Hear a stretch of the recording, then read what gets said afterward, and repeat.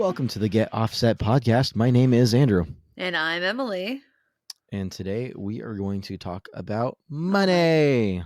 Money. But we'll come back to that. Yeah, I thought you were going to say stuff and things. So I was like, I thought we'd agreed that we Nope, weren't going to do that anymore. I thought we had too. That is dead. We no longer Yes. talk about stuff, and we certainly don't talk about things. Hell no, we don't. That's for wimps. We just talk about that real ish, though. That real ish. Them real ish is ishes. That Yes. reminds me of one of my favorite knock knock jokes. Oh no. Knock knock Who's there? dishes. Dishes who? Dishes Sean Connery. Aha. Yeah. As soon as I said it, I knew where it was going. Ah. Ah. Eh, eh, eh, eh. Sorry Well, if I'm a little slow. I had a show last night and I'm a little what? recovering from it, I guess. A little worse for the wear. A little worse for wear. It was a fun show though. But it was at the Connor Burn. And I was the only person in my band who'd ever played at Connor Burn before, which I thought was kind of weird. Hmm. So that's pretty much exclusively where I've played. Strange. Well, it was a Yeah. good show overall. Yeah, it was. Would have liked for more people to be there, but the people who were there were great. I think the band did a good job. I got to Yay. try this Fancy Pants gin. I don't remember the name of it, but How fancy pants. it was like oak barrel aged. Oh. See, I like just about anything that's aged in oak barrels. Yeah, it was I nice, had a really nice. I had an aged beer last night. I'm not drinking. I'm drinking tea right now, but I did have a fancy beer last night that was aged in oak barrel, Good for you. but not it wasn't like a standard like stout, like because usually when you think of like aged beer, I think like stout aged in whiskey barrels. Mm, This was an ale aged in oak Chardonnay barrels. interesting. So it had a very nice, crisp and refreshing kind of tart thing going on. It was made with peaches, and it was like a really great stone fruit kind of refreshing sort of deal. With Ugh. Chardonnay barrels aren't charred, so it's just the Don't talk to me about stone fruit. what's wrong with stone fruit? I got allergies to some stone fruits. Oh, that was just cherries. I haven't had other stone fruits. Well, sucks to suck. Wait, Stone fruit is great. are peaches stone fruits? Yeah, I've had canned peaches as a kid. I don't even know where to go with that. That seems like a very sad life. Man, have you ever had a canned peach? It's just like it's very sugary. Well, it depends on what it's canned with. If it's canned with the syrup or with water, I usually get it with water, and I'll just throw it on like pancakes or waffles if I'm The gonna get syrup. canned. The syrup, I'm sure. Yeah, but no, Mm, I like fresh stone fruit, and stone fruit when it's in season is a great season to go grocery shopping. sure. I like peaches and I like apricots. Peaches. Yeah. Anyway, so Nice. it was a very fancy beer from Silver City Brewing, part of their 500 milliliter series. Oh, so So it was in a big bottle? just a pint bottle, yeah. Yeah. Um, Cool. Cool. yep. We're off to an energetic start. It's kind of fall starting to set in. It's been kind of dreary weather more or less lately. I'm sipping on tea. I had a fireplace going last night. I mean, Nice. it's just I've reached that time of the year where I'm kind of just in my chill, happy place, which is very makes it really difficult to want to get motivated to actually do anything productive. I think that I'm just kind of at that point where I have so much to do and I don't really want to do any of it. Even though stuff I like to do, like I have a gig on Thursday that I need to like put together something for, and I just don't want to. I just don't. I just like. I just want to watch some true crime documentaries. You know, I don't really want Fair to. enough. Yeah, I guess I'll probably do that after this. I'm trying to work through some demos as well. Been doing those several times a week. Some very cool top secret stuff coming up. Yeah, there is some top secret stuff coming up. Indeed. I wasn't gonna mention it, and I'm just look how oh, you've gone and you've mentioned it. I mentioned it, and I'm just gonna tease the I know something you don't know, except I mean, you know it, but our listeners don't. But they Yeah. will. They will at some point. They will. Yeah, I wasn't gonna mention it at all until it happened, so I'm keeping this as vague as humanly possible. thanks for that. Uh, yeah. It's like I don't know how if we're supposed to be talking about it, like, at all. Well, as long as we don't talk about what it is, Yeah. It's pretty I'm just neat. It's pretty neat. that's all we can say about it. Yeah. It's a bummer that, like, I have all these shows and I can't take it to any of them. Mhm. Yeah, that sucks. And this is the part of the show where the listener is shouting, "What is it?" Oh god, that was so loud, Andrew. Well, sorry. Ugh, I think I heard that come back into my headphones. yeah. I'm really confused. I can't tell if your audio is recording. Uh, my audio says recording in progress. Okay, good. So does mine. But Cool. on my end, yours just says ready to record, and I don't know if it's usually like that. That is strange. Does mine say recording in process? It does. Progress. Progress. Prog rock? Prog rock, your favorite. Ugh, ugh, ugh, ugh. Rah. I think I'm also kind of in a sour mood because it's my anniversary weekend and my husband is sick, so That would make for a sour mood indeed. yeah, I'm like, I just want to spend time with him and he's just not feeling so great. Well, best wishes to Rick. Get well soon. Yeah. And I aren't you guys doing something cool this upcoming weekend anyways? yeah. But now I'll probably be sick for it because that's how marriage works, as you know. Right. Yep. Yeah. And So it's always the last person in the house to get it that gets it the worst. don't I mean, yeah. Not to So be negative, but it's true, and you know I'm this just to be like true. watching him be miserable and I'm like, well, I have a show on Thursday and then I'm waking my ass up really early the next day to go um to our vacation trip. So we're going to Victoria. By the time this episode launches, we'll have just gotten back. Nice. Yeah. So it'll be exciting. I a couple days away from guitars actually kind of sounds nice at this point. Um, well, shall we do we want to talk about do you any updates of the kitty cats? Um, where I don't know where my cat is. Your Not cat always really. looks next to you. Oh, No, she's probably looking out a window or something like that. No, not really. Like I wish I had more. I wish I was more exciting this day. I've just been so um up to my neck in guitar stuff and different projects that it's just that's really all I've done and I just lie awake at night thinking about guitar parts. It's it's fine. It's better than like other things one could be that could be keeping one awake. indeed. Yeah. That's a good kind of busy. Yeah, yeah, I guess I just, I do this to myself. Well, moving on with our very melancholy, kind of chill sort of episode. This is a departure from the usual pace of our episodes. I'm not opposed to this. Yeah, I wish we were a little more up tempo to be honest. Well, shall we jump to sponsors? Yeah, Jump the tempo a little bit. let's talk about sponsors. All righty, folks. It's that time of the episode where we talk about the folks who help us do what we love to do the most, which is podcast.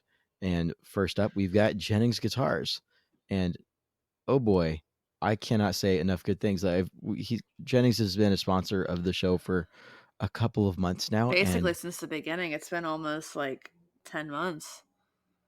yeah, Chad's been great to us, and uh, I gotta say, like I was thinking back, I was a little concerned I wasn't going to be able to say like Jennings Guitars over and over and over again, but I can't say enough good things. He is killing the game, and if you aren't jumping on that train, I don't know what you're doing with your life. So Mhm. I I think that's what I've got to say. Go check out if you haven't checked out Chad's work, go check him out on Instagram, check him out on his website, and just scroll through, see what he's got. His prices are ridiculously competitive, and his guitars are so incredibly tasty looking, and a whole lot of options in terms of customization at a really affordable price. Tasty.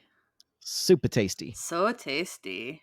Yeah, speaking of sponsors, I think that it would be fair to call out the individual humans who, in some sort of way, sponsor this podcast by supporting us on Patreon. I think that's a lovely idea. Let's shout out Jason Fuzzmonger. I doubt that's his real name. Uh, It's not. I know his real name, I'm pretty sure I've seen his real name somewhere. I just forget it. Uh, but the man, the myth, the legend. yes, Noah Barnett, who usually does his play-by-play of the episode when he listens to the episode, and I really like that. That kind of. Well, I actually really enjoy reading through that one, like on Tuesdays. Hmm. I look forward to I that. do too. So Noah, we appreciate you. Yeah. Uh, Jeff Covey, who I need to send some sweet swag out to. He's a complete sweetheart that we ran into at the Hold Steady show. Yeah. Yes. I hope he's liking that for Fuzz's sake shirt. Heck yeah. He's great. Alaya Franson is one of the new ones. And Zach Hale. Woo! Thanks, Jens. Seriously, that kind of support means the world to us, and I could not be more stoked about it. Yes. And when we hit $25 a month, we will do a bonus episode where we interview all of our patrons at once. So I think that basically next person in at a $5 level is the last I think person that puts in. us Yeah, over. that'll put us over. Or for more $1 patrons. And moving on from our patrons, real quick, I just wanted to shout out a listener of our show, Sean Crawford, who I got to meet in person for the first time. Sean's so sweet. I saw him at the guitar store.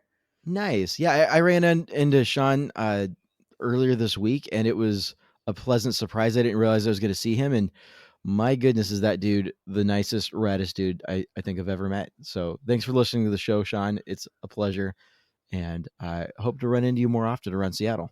He's great. He was just on the Friends Pick Friday, the Emerald City Guitars Friends Pick Friday thing that I And was he on freaking also. killed it. It was so He's good. very good. He's very good. It kind of hurts my brain. He's incredible. But Hmm. I'm glad he got to do that. It's nice. It's nice to see friends doing that. alrighty, Sweet. so shall we jump into the topic of money?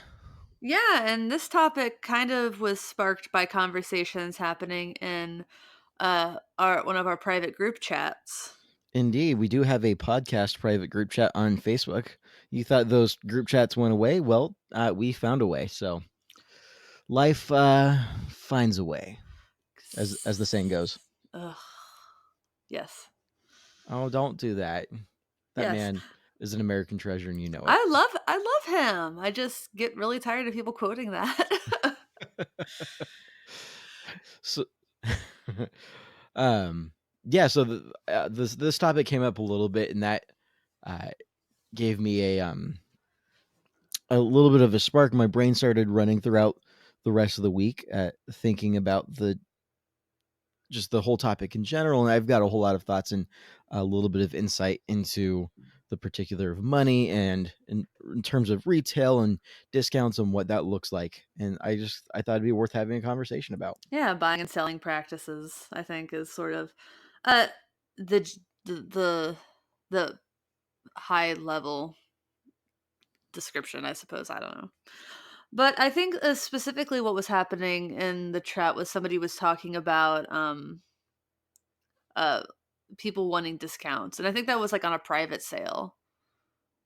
Right, Yes. right. And I've seen people post that a lot.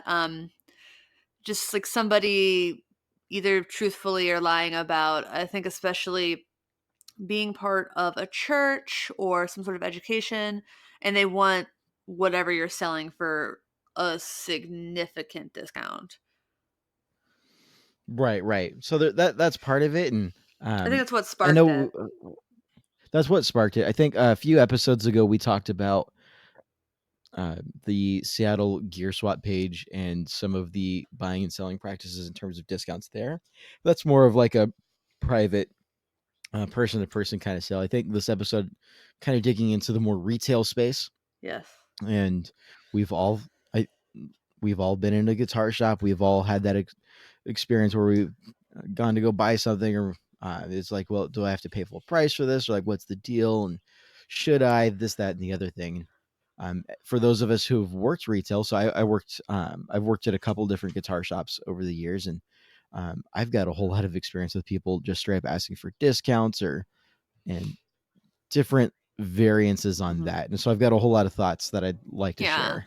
I mean, just off the bat, I just wanna say I don't think there's anything wrong with asking for a discount, like a reasonable one. I think that is in a lot of instances, expected. Right, right. Well, and it certainly depends on the shop and the environment. I think here's what I would say is just a overview golden rule is it doesn't hurt to ask, but please don't be entitled to a discount. And so, Yeah, don't be a dick if someone tells you no. yeah, don't push for it. It's not the kind of thing that if you're working with a salesperson and they're saying like, "Yeah, sorry, we can't do anything for you on the price." There's probably a reason for that, and we'll get to that in a second in terms of kind of what it looks like from the sales perspective. And so, if you're at a store and you're asking for this, this is what the other guy's thinking. Um, Mhm. so yeah, don't be pushy Yeah. about it. Be okay with taking no for an answer.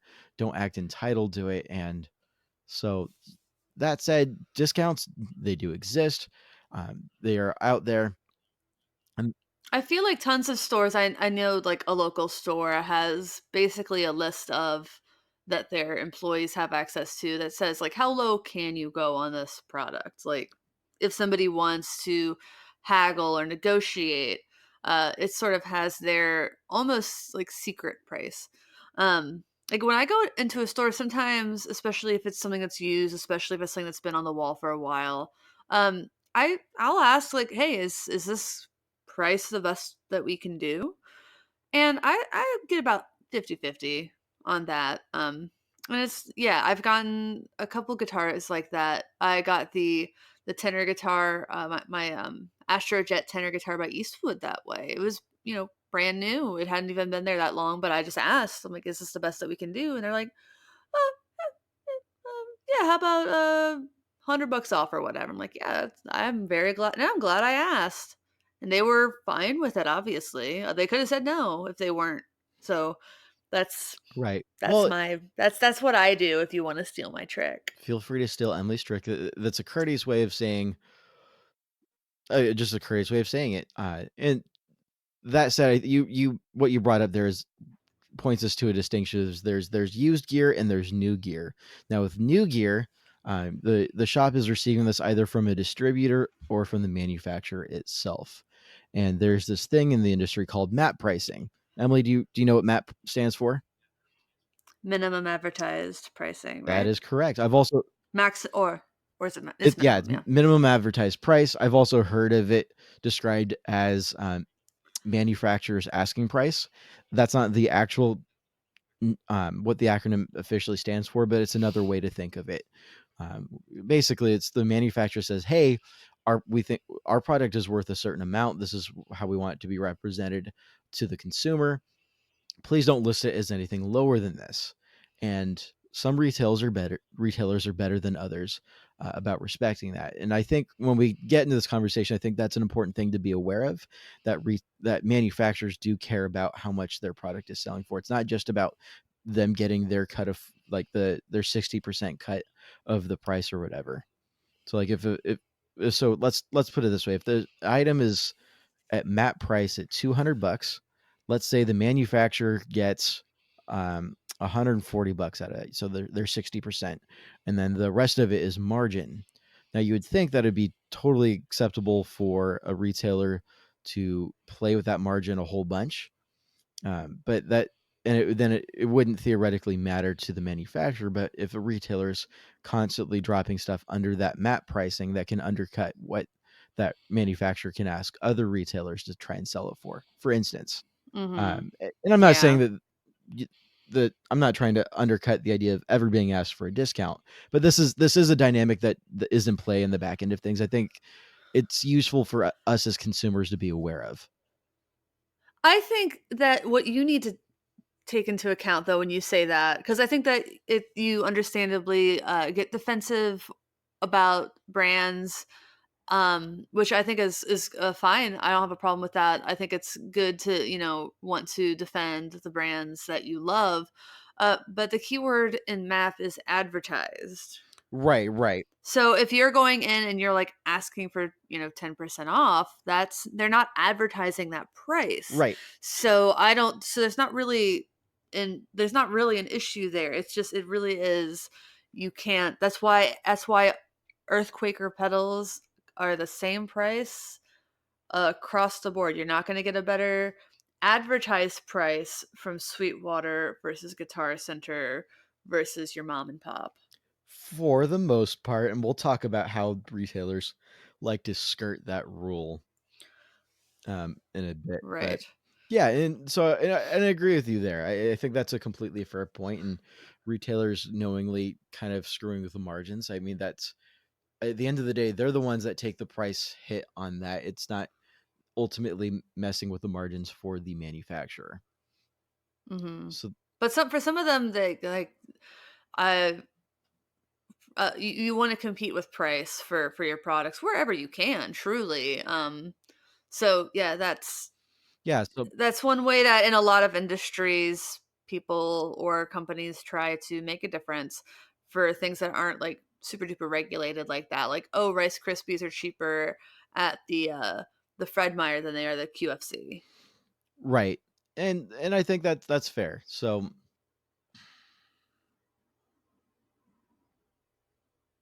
Are you still there? yeah, sorry, I'm having Okay. my brain just like cleared it. It's the tea. Yes. Yes, is it one of those special mind clearing teas? Can I get some of that? No, it's just this is just oolong. So Oh. it's just oxidized green tea. Oh. It's, it's Yeah. kind of nice. I like it. Yeah. So yeah, so I mean that's a dynamic to be aware of. Um, And it's I feel like there aren't we talk about, like, other industries and just how, like, some of them are, um, you know, uh, sh more strict about certain things than others. It's my understanding that MAP isn't as big a deal, like, in Europe. Like, they don't take it as seriously as it's taken in the United States. I don't. So I did work at a guitar shop in Europe. However, it was on an Air Force base, and so that was a completely different story. And um, yeah, the way that shop worked is they didn't have any deals with distributors because it's a really small time mom and pop shop on the Air Force base. And there's so what they did is they would just order stuff from musician's friend because that was one of the only companies that would ship to the type of mailbox that they had there, and then they would just mark it up for a price, and so that way, and the reason for that is folks who are if you've lived on an Air Force base overseas, that you do have access to like American shipping, but it can take like 5 to 6 weeks depending on the time of year for stuff to actually show up, even if you're paying for like the like 3 to 5 day ground price. Um, and anyways, that's a completely different business model. But I can't speak to the rest of European stores. I think that'd be something I'd be interested to hear more about from if we have a guest Yeah. on later. Or if a listener wants to clue us in on, our Facebook page or something like Right. that. I'm really curious about that. Now there Yeah. the on the other end of the spectrum, there are companies who are very strict about MAP, and they part of their retail agreement is they don't allow you to discount at all. So a Mhm. couple of companies I can think of are Rickenbacker, and Full Tone actually doesn't allow retailers to discount stuff. Uh, Advertised discounts or just, like, period? Period. So when I worked at Guitar Center, Full Tones and Rickenbackers, you could not alter the price on that included for employee discounts. Ugh, that's gross. Yeah, so I mean that's part of their business model, and if that's the deal that's signed upon, that just be aware of that. And I don't, and so if someone's telling you I literally cannot take any money off of this because of a retailer agreement, then you if you're sitting in a store and you're trying to get a deal on a Rickenbacker, then and someone's trying to tell you this, please be respectful of that. Be aware that your salesperson has no control over that. Mhm. And also be aware that just because I'm saying Rickenbacker and Full Tone right now doesn't mean that those agreements haven't changed. So I can't speak to how updated and current that is. It's been a couple years. Almost, Yeah. it's been about 2 years, almost to the day that I quit. So Oh, yeah, congratulations on your almost quit-iversary. What is your quit-iversary? I just remember it was in October sometime. I think it was like toward Oh, because it okay. was right before my birthday. Ah, So cool, cool. um, Yeah, so sometimes you want a discount and it's just not possible. right, and that's on new gear side of things. With used gear, that if we're talking used stuff, that's entirely up to your retailer because they're the ones that Mhm. purchased it and they're the ones that are reselling it. And Yes. and for used gear, that's really going to come down to, do they think it's going to move? Do they get a lot of questions about it? Has it been there for long? If it's a more unique piece that might be difficult to move, even if it hasn't been up for very long, if someone interested comes along, they're not going to, they're not necessarily going to say no and wait for another 9 months for another person for like a more niche type instrument. Right. Yeah. Yeah, totally. Can we talk a little bit about sort of something that I touched on earlier that you see sometimes in local sales things with people asking for, or better description sometimes feels like demanding discounts because for example they work in a church. Yeah. Well, okay, so let's talk about that. And I'm not going to pull any punches on this one because I don't have any excuses. In my experience working retail between the two different shop or the two different guitar centers and then the one mom and pop shop that I've worked at, in my experience, and I hate to say this being a Christian coming from that world, but the church folks were always really difficult to work with because they always demanded a Jesus discount. They always acted really entitled to that. And okay, maybe not always, but pretty frequently. And it didn't take very long for my coworkers at Guitar Center to be like, "Hey, you're Andrew, you're a Christian. Can you deal with this pastor? He's being kind of difficult." And so I get past a lot of these deals, just because my coworkers who weren't in the church space didn't want to have to deal with that, and I certainly don't blame them. So that was my experience. I don't have a whole lot of excuse. What I'd like to say is, if you found yourself being that difficult person and saying, "Hey, well, I work at a church. I really like this, that, and the other thing," and trying to push for that really hard, from one Christian to another, please be aware that that reputation is there. Be aware that our kind aren't very liked very well in the retail space because of that. It's just not a good representation of the church as a whole, and that's I can't sugarcoat that one. Please, so this is just a reminder to all of anyone who's listening to this who's involved in the praise and worship world. Please be respectful and be aware that that goes a long way. Yeah, I mean that's pretty that's just annoying because the idea is that you I guess that those people who are doing that think that, oh, since it's like a higher calling and a higher power, that you should get discounts in places where you normally wouldn't. Um, and I don't like it. I don't like that at all. Right. I mean, I understand the mindset. I'm sympathetic to it. I've worked in churches before. I know what it's like to be on a super strapped budget and to have to be like, well, I mean, we've got to cut corners somewhere, and I understand what it's like to not want to have to cut corners as much as possible and trying to make that money go as far as possible. So I understand what that mindset is like, and I am sympathetic to it, but don't push it to an extent to where you are being quote unquote that guy.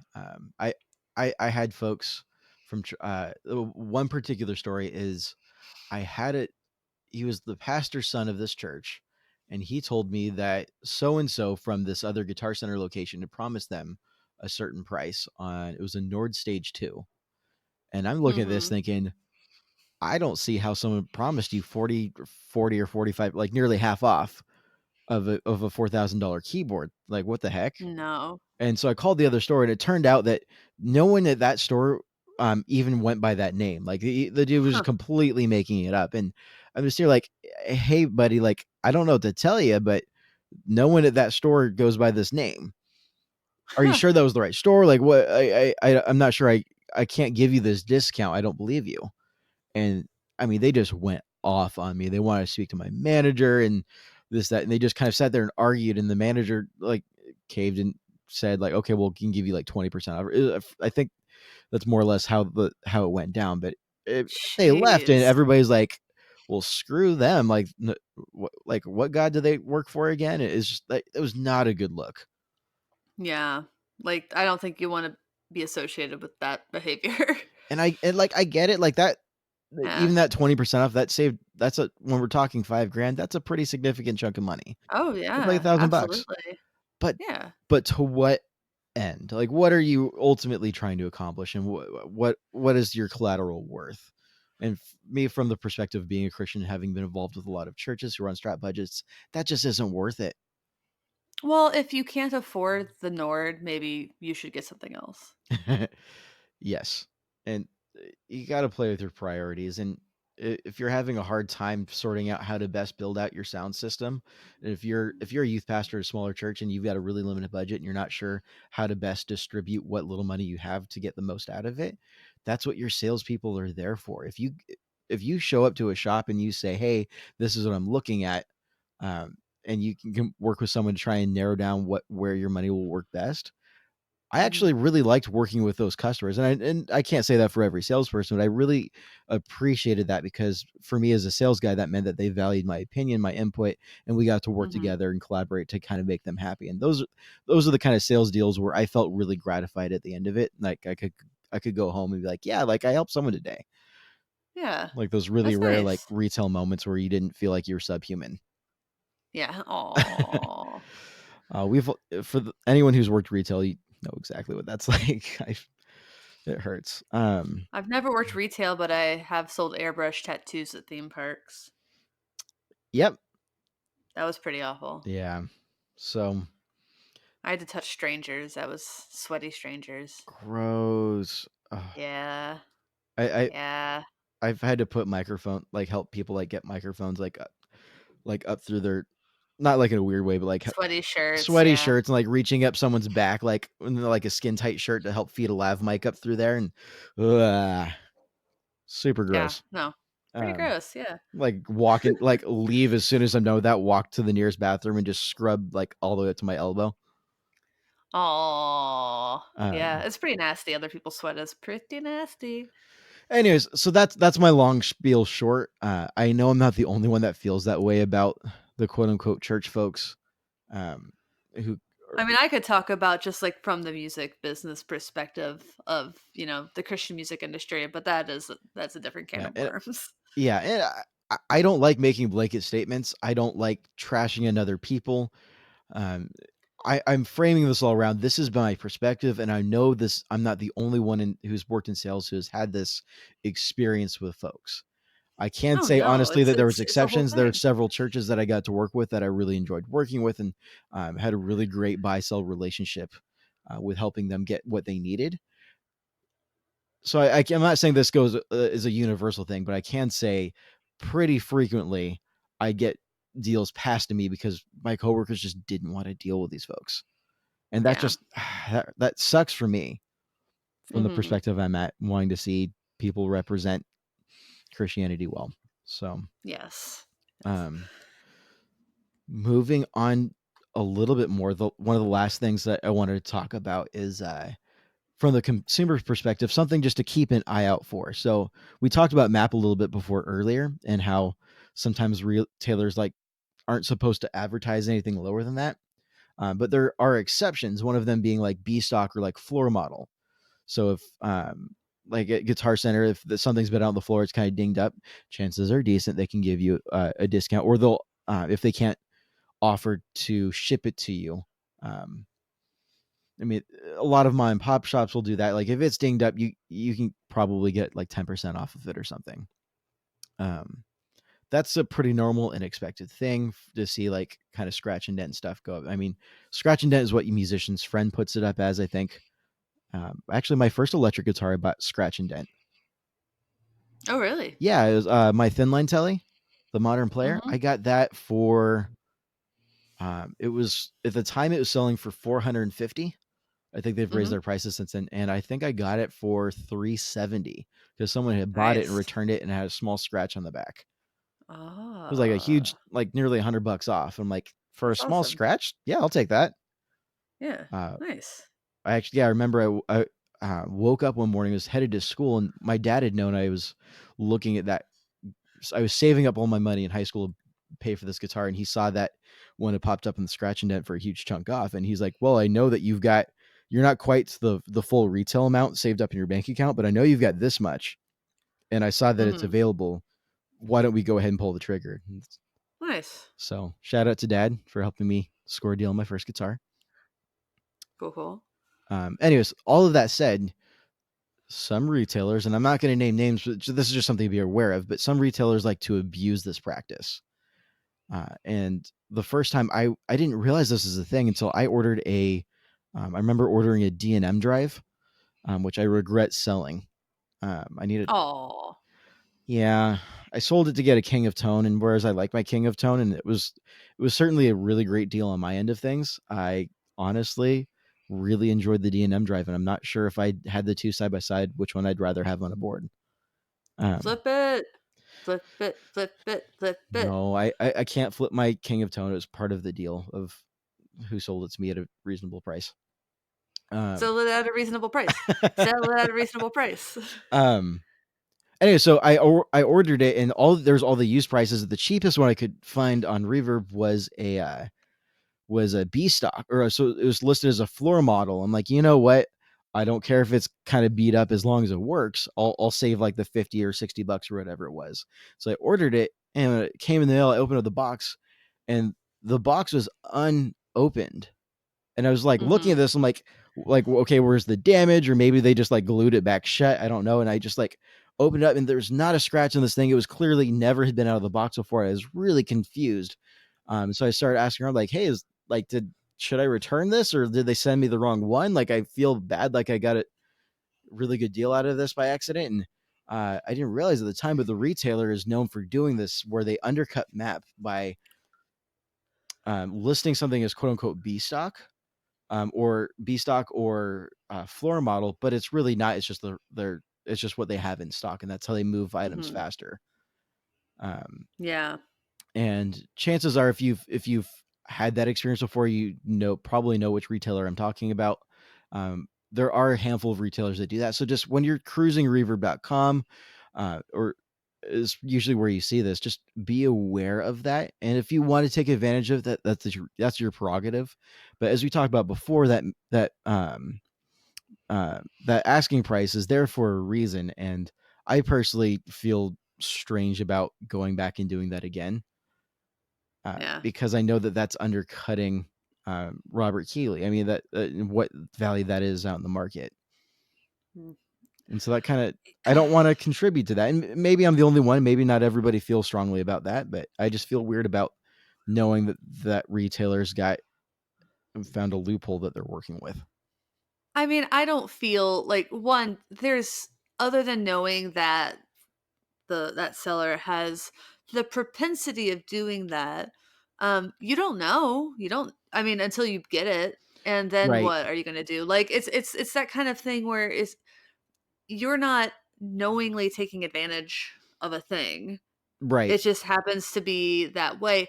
That's completely on the onus of the seller, and I wouldn't feel bad if it had happened to me, honestly. I don't Would not feel have bad felt about bad. it for the particular instance, but now knowing what I know, I'm not going to go back and spend more money with that retailer.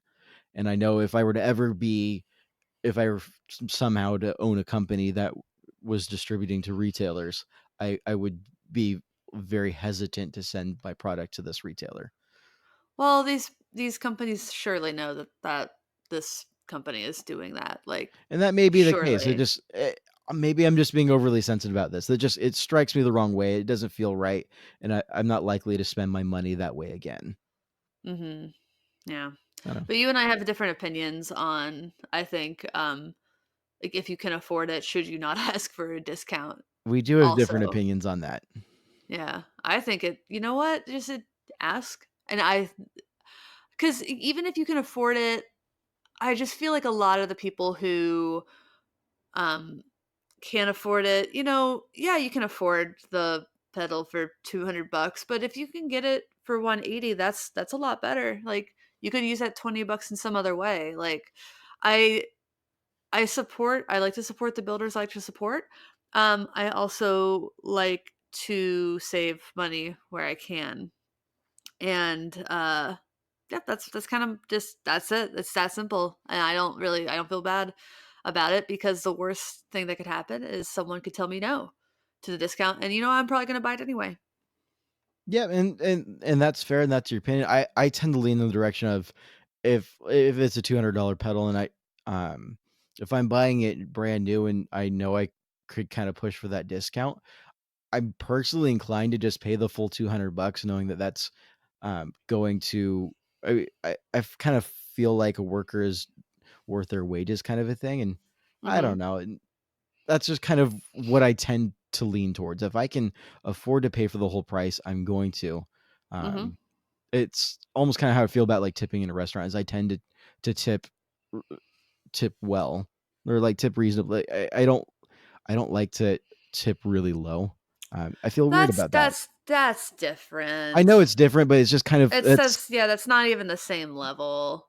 I don't know, it's just how my mindset kinda runs with that, and I don't know, it's just a difference of opinion. I'm not upset with anyone who feels differently. I'm not saying asking for like 50%. I'm saying typically my go-to is I would like 10% off because sales tax in Washington State and Seattle is about 10%. So if I can get it for the price that's listed on the little sign, that's the price that I prefer. So I yeah, I don't always do it. I especially don't do it with smaller builders unless I'm trying to, get some trade value with marketing expertise or filming a demo or something like that and featuring their product and still paying for it. Yeah, yeah, and Not like paying an exposure, but like pay money and then and then also give them the exposure. So I don't want people to think that I am like a cheap um bee. Uh no, I don't think anyone's thinking that based on this conversation. Um, yeah. but while we're at it, hey, I've got 500 followers on Instagram, and you want to send me some free pedals, bro? Anyone Yeah, who, weak. anyone who owns a company, a lot of folks I know who own companies have gotten that message from people saying, "Hey, give me free stuff." Yeah, and I don't know what those people are thinking, honestly. Um, That's a different level of it. Doesn't hurt to ask. I have a friend who works for like a local boutique hotel, and she gets like Instagram quote influencers trying to get free rooms from them constantly. Yeah, I do not understand it. Like, you got to do more than like leave a nice review and put a picture on your Instagram. Like, sorry, with your 500 followers or whatever. Even if it's a lot of followers, man, like you can ask for like again, like ask for a discount, ask for the bro deal, ask for the artist deal. Don't ask for free because that's uh yeah. outrageous. I think that's a well used term, is asking for the artist deal when it comes to saying, "Hey, I have something of value to offer your company. If we can find a deal with some product, what's the artist deal, or can we come to an agreement?" Not just asking for stuff flat out. But now we're getting into the realm of artist pricing and what things look like on that Industry industry, the pricing. back end stuff. I mean, So, I've worked in event promotions like most of my adult life, and uh, I mean, even for us, like we would always guest list a lot of people, like because they're within the industry as well, and there's sort of this unwritten rule that promoters get in free to shows from other promoters, and sort of a, I guess, a quid pro quo kind of situation, but well, and I've talked to other builders who say that's one of their favorite parts is about being in the industry is oh like yeah, trading stuff around. which I think is super rad. But for this episode being on consumer stuff, I think we've more or less kind of talked through what there is to talk about with the information we've got. Yes, I think that we can call it a little bit early unless there's anything else you want to share. I think that's all. Cool. I Well, think I'm gonna go pour another cup of tea. yeah, I think I'm gonna go play with my guitar pedals. Alrighty. Well, it's been All right. real. Yep. Until next time. Oh, please leave us a review on iTunes. Please leave us a nice one. Please don't say mean things about Andrew. We know. We know. It's sad. So sad. Um, let's actually, I want to see if there are any new reviews. 48. While you're pulling that up, I'll be right back. Great content, but seems quieter than other podcasts. Love the content. Keep it up. I feel like this podcast is mixed quieter than most, though, and I have to max out my headphones just to be able to hear both voices while I'm on the bus. Yeah, I'm going to look into that. Thank you for that very helpful review from someone whose name appears to be letters just smashed onto the keyboard. I know that sometimes I have a little bit of clipping and I need to um, reduce parts of the volume because of the clipping, especially when Andrew screams "aha" into the microphone. I'm back. Yes, it's fine. Yeah, so I just read a nice review, and I would like more of those, please. It really does help the podcast. Also, check out our store, getoffsetpodcast.com/shop, and please subscribe to our demo channel on YouTube. I am just one of the videos has over 3,000 views now, which is very exciting. I think that's super rad. Yes. Cool. Until next time, thanks for listening. Thanks for understanding. I'm Emily. I'm Andrew. Goodbye.